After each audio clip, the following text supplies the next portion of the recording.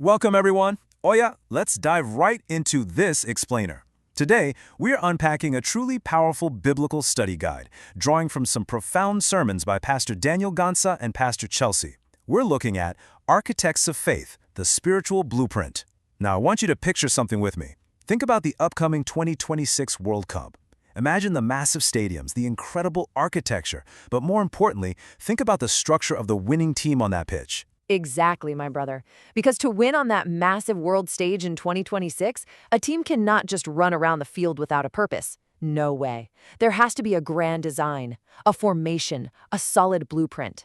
And in this explainer, we are looking at the spiritual equivalent of that championship structure. We're talking about pillars. What is actually holding you up when the heavy pressure of the tournament of life is on?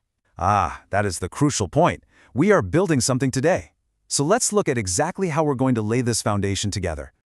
Here is the structural blueprint we'll be following. We are starting with the purpose of the pillar, then moving into completion and corner pillars, looking at visible versus hidden pillars, and then building the palace roof. After that, we'll measure the dimensions of pillars before finally arriving at our destination, Rephidium, a resting place.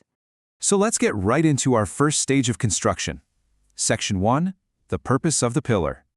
You know, in football, you don't just put a center back on the pitch for decoration. Absolutely not. They are there to stop the opponent, to hold the defensive line. And it's the exact same thing spiritually. Pastor Daniel teaches that every pillar is positioned in its specific place for a very specific purpose. Yes. Just look at Proverbs 9:1, which tells us that wisdom has built her house, she has hewn out her 7 pillars. A pillar represents that absolute foundational need for support. And when we say pillars are supporting a palace, drawing from Psalm 144:12, we aren't just talking about some royal building with a king sitting inside. The palace is literally everywhere you have influence. It's God's kingdom for sure, it's the church, but it is also your workplace, your local institutions, your family, your very home. True. Every single pillar is positioned with purpose to provide strength to those spaces. Think about it for a second.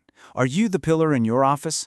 Are you the one holding up your family's faith when things get really tough? You are positioned in your specific palace to bring that stability.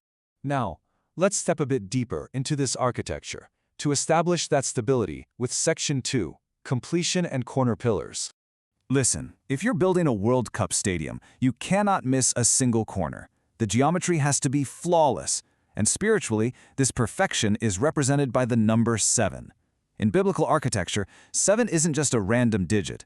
The 7 pillars signify absolute completion. Exactly. It represents a fully, totally established life. Yes, a perfectly stable spiritual system. When Pastor Daniel talks about the 7 pillars, he's basically saying God doesn't do halfway jobs. When God builds you up, he builds a complete, perfect system that can withstand any storm that hits. It's a defensive line that cannot be penetrated. And right within that complete system, you have the corner pillars. Now, a corner pillar functions essentially like a cornerstone. They establish the stability of the entire structure. It's just like the team captain on that 2026 World Cup pitch, right? That one player whose very presence anchors the midfield, directs the forwards, and calms down the defenders. Perfectly said. If you remove that corner pillar, the grand design of the palace starts to shake. You see, the perfection of completion we just talked about, it actually requires these corner pillars to lock everything into place. That is what binds the walls together. Now we transition to a really fascinating contrast in Section 3, visible versus hidden pillars. Think about the visible pillars for a moment. This is your public strength, your visible testimonies. Just like Jachin and Boaz, those massive bronze pillars at the temple in 1 Kings 7. Jachin literally means he shall establish, and Boaz means in him is strength. These are the things God allows everyone to see. The big promotions, the public leadership roles, the shining moments. But then, my brother, there are the hidden pillars. They are entirely unseen, yet they are absolutely essential. This is Luke 8:1. It's the quiet support, the midnight prayer that nobody else sees. You know, in our daily lives, the visible pillar is that manager confidently leading the big board meeting. Everyone claps for them, everyone applauds. But the hidden pillar... The hidden pillar is the mother waking up at 3 a.m. to pray over her sleeping children. It's the person who privately helps a struggling neighbor pay their rent without ever taking an ounce of credit. And you know what? Both are absolutely necessary to hold the palace up. Let's move upward now to Section 4, building the palace roof. This brings us to a really beautiful Mother's Day message from Pastor Chelsea. She gave us this powerful imagery saying, "Pillars provide structure, but the men are the roof." What a fantastic way to picture it. It truly is. She explained that men build with the pillars, they grow, and they nurture the structure. The pillars are down there doing the heavy lifting, providing the framework so that the roof can be established to protect everything inside. And what does it actually mean to be that roof? Well, it means the roof is an art of service.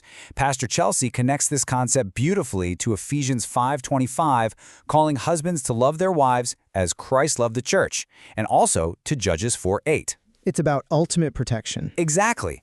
Being a roof isn't just about sitting at the top and looking down on everyone. It's an act of serving.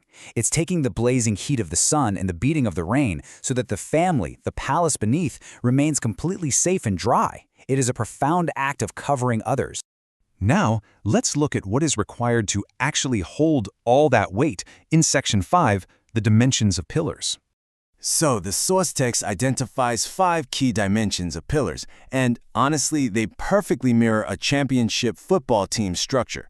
You have sacrifices, fighting to the end, meaning you do not quit, and strengthening each other. But it also requires patience and total surrender to the coach's game plan. Exactly.